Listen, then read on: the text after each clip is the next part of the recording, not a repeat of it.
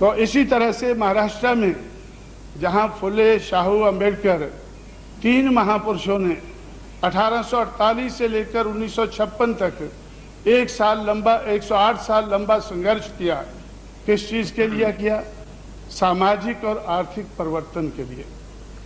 सामाजिक और आर्थिक परिवर्तन के लिए शूद्र और अति शूद्र को, शेठ जी भट्ट जी का मुकाबला करने के लिए जो 108 साल की कोशिश हुई और वो कोशिश बेकार गई है।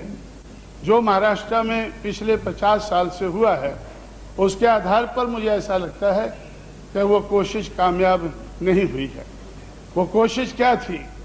उनकी कोशिश थी कि राजनीतिक परिवर्तन से पहले सामाजिक और आर्थिक परिवर्तन जरूरी है।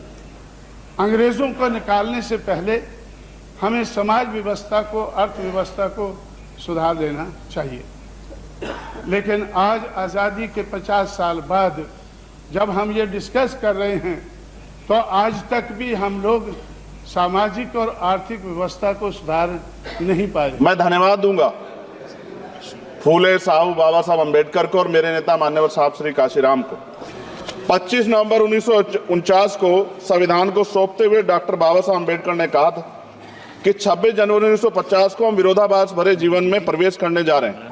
राजनीतिक जीवन में तो हमारे पास समानता होगी, लेकिन सामाजिक और आर्थिक जीवन में असमानता होगी। क्या ये चुनौती आज 75 साल बाद दूर हुई है? भारत ने 26 जनवरी 1950 को संविधान लागू होने के साथ खुद को एक संप्रभु, लोकतांत्रिक और गणतांत्रिक राज्य होने का ऐलान किया।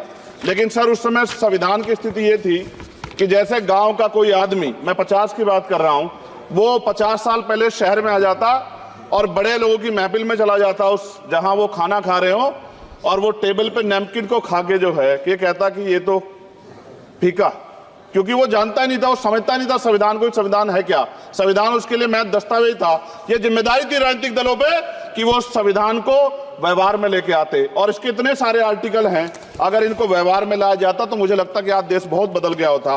बाबा साहब ने कहा था कि लोकतंत्र भारतीय भूमि का केवल ऊपरी पोशाक है। उनके अनुसार यहाँ की संस्कृति अनिवार्य तौर पर लोकतांत्रिक है। भारत जैसे गरीब और गैर बराबरी वाले देश में संविधान के जरिए छुआछूत खत्म करना, वंचितों के लिए सकारात्मक उपाय करना, सभी वयस्कों के लिए मतदान का अधिकार देना और सबके लिए सम्मान अधिकार तय करना, ये बहुत बड़ी उपलब्धि थी। सर, ये संविधान है कि आप वहां बैठे हैं और मैं यहाँ खड़ा होकर अपनी बात रख रहा हूं, और इस देश में आदिवासी महिला के तौर पे जो है राष्ट्रपति बनी है।